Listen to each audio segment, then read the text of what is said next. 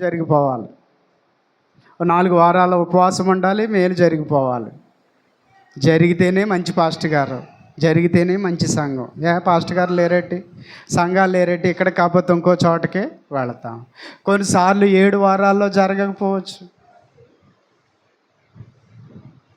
కొన్నిసార్లు 7 రోజుల్లో జరగకపోవచ్చు, కొన్నిసార్లు ఆ సంవత్సరంలో కూడా జరగకపోవచ్చు. కానీ నువ్వు దేవుని దగ్గర కనిపెట్టి ప్రార్థన చేసే వ్యక్తిగా ఉండాలి. దేవుడు మౌనంగా ఉన్నాడు, ఆలోచన చేస్తున్నాడు అంటే 2 కారణాలు ఉంటాయి ప్రధానంగా. ఒకటి, దాని వలన ఏదైనా ఒకవేళ నష్టం ఉందేమో, కీడు ఉందేమో, అది దేవుని చిత్తం కాదేమో. 2, దేవుడు నువ్వు అడిగిన దానికన్నా శ్రేష్టమైనది ఏదైనా ఇవ్వాలని అనుకుంటున్నాడేమో. దాని కొరకు మౌనంగా ఉంటాడు ఆయన, దాని కొరకు ఆలస్యం అవుతూ ఉంటుంది. అప్పటి వరకు మనం ఏం చేయాలంటే ఆయన దగ్గర కనిపెట్టే వారముగా ఉండాలి, కనిపెట్టే వారముగా ఉండాలి. కొద్ది దినముల వరకే కదా అని రాయబడ్డది. ఆ కొద్ది దినాలు మనం కనిపెట్టినట్లయితే దేవుడట ఈ వాక్యములో చెప్పబడినట్లుగా మనలను లెబానోను ప్రదేశముగా ఎంచి ఫలవంతమైన ఫలంగా చేస్తాడట. ఆ ఫలవంతమైన ఫలము ఏమండి వనముగా చేయబడుతుందట. ఫలంగా చేస్తాడు, పొలాన్ని వనముగా చేస్తాడట. ఎంత గొప్ప దీవెనో, ఎంత గొప్ప దీవెనో. లెబానోను దేవదారు వృక్షాలకు ప్రసిద్ధి. దేవదారు వృక్షానికి ఎంతో విలువ, ఎంతో ఘనత. అది చాలా ఖరీదైన చెట్టు, అది చాలా ఖరీదైన చెక్క. దానివలన అనేక ఔషధాలు తయారు చేయొచ్చు, దానివలన చాలా కట్టడాలు కట్టవచ్చు. అంత విలువైన ఘనమైన చెట్లు ఎక్కడ ఎదుగుతున్నాయంటే లెబానోనులో ఉన్న పొలము వనముగా మార్చబడుతూ ఉంది. వనము ఘనమైన స్థితిలోనికి తీసుకువెళ్ళబడుతూ ఉంది.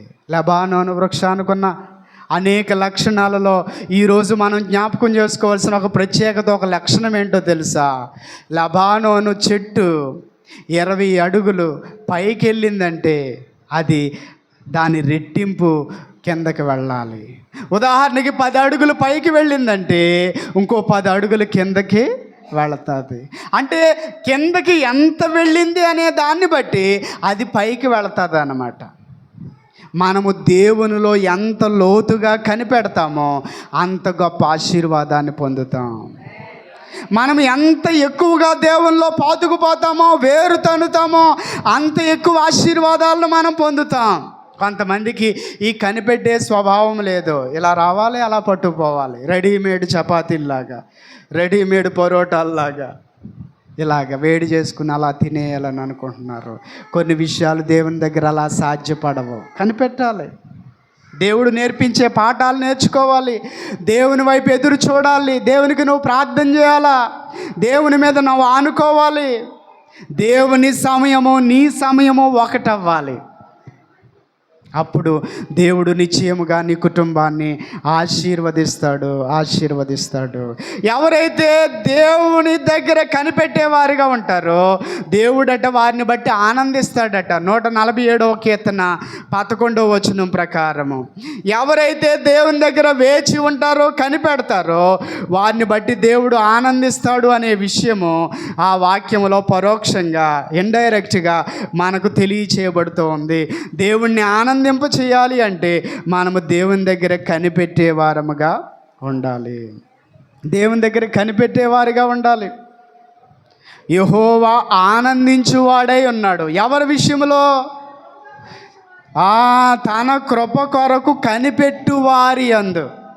విసుక్కునే వారి యందు కాదు, సణుక్కునే వారి యందు కాదు, దేవుని ప్రశ్నించే వారి యందు కాదు, దేవునిని శోధించే వారి యందు కాదు, ఆవేశపడి ఉద్రేకపడే వారి యందు కాదు, దేవుని కృప కొరకు కనిపెట్టుకొని వారి యందు దేవుడు ఆనందించేవాడై ఉన్నాడట. ఎవరైతే దేవుని దగ్గర కనిపెడతారో వారిని దేవుడు హెచ్చిస్తాడని 37వ కీర్తన 34వ వచనం మనకు తెలియచేస్తూ ఉంది. యెహోవా కొరకు కనిపెట్టుకుని ఉండుము, ఆయన మార్గమును అనుసరించుము, భూమిని స్వతంత్రించుకొనున్నట్లు ఆయన నిన్ను హెచ్చించును. ఎవరిని హెచ్చిస్తాడట దేవుడు? ఎవరిని హెచ్చిస్తాడట? యెహోవా కొరకు ఎవరైతే కనిపెడతారో వారిని. దేవుని పాదాల దగ్గర ఎవరైతే గోజాడుతూ ఎదురు చూస్తూ ఉంటారో, దేవుని ప్రాధేయపడి అడుగుతారో వారిని దేవుడు ఇచ్చిస్తాడట.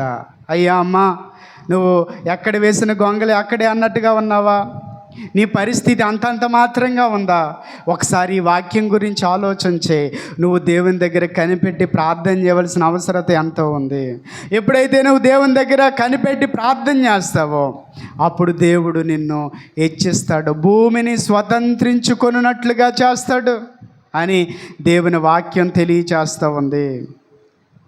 దేవుని వాక్యంలో మనం చూస్తూ ఉన్నాం, యాకోబు ముఖము ఏమండి సిగ్గుపడదు, యాకోబు ముఖము తెల్లబారదు అని దేవుని వాక్యం మనతో మాట్లాడుతూ ఉంది. నేడు మన కుటుంబాలు కూడా సిగ్గుపడకుండా ఉండాలంటే, నేడు మన కుటుంబాలు కూడా ముఖాలు తెల్లబడకుండా ఉండాలంటే మనం ఏం చేయాలో తెలుసా? దేవుని దగ్గర కనిపెట్టే వారముగా ఉండగలగాలి. దేవుని దగ్గర కనిపెట్టే వారముగా ఉండాలి. ప్రియులారా,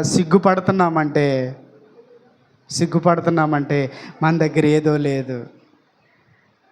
మన ముఖాలు తెల్ల ముఖాలు వేసామంటే మనకు ఏదో విషయం తెలియదు. అయోమయంలో ఉన్నాం, సందిగ్ధంలో ఉన్నాం, గందరగోళంలో ఉన్నాం, లేమిలో ఉన్నాం, కొరతలో ఉన్నామని అర్థం. ఆ రెండు పదాల యొక్క అర్థము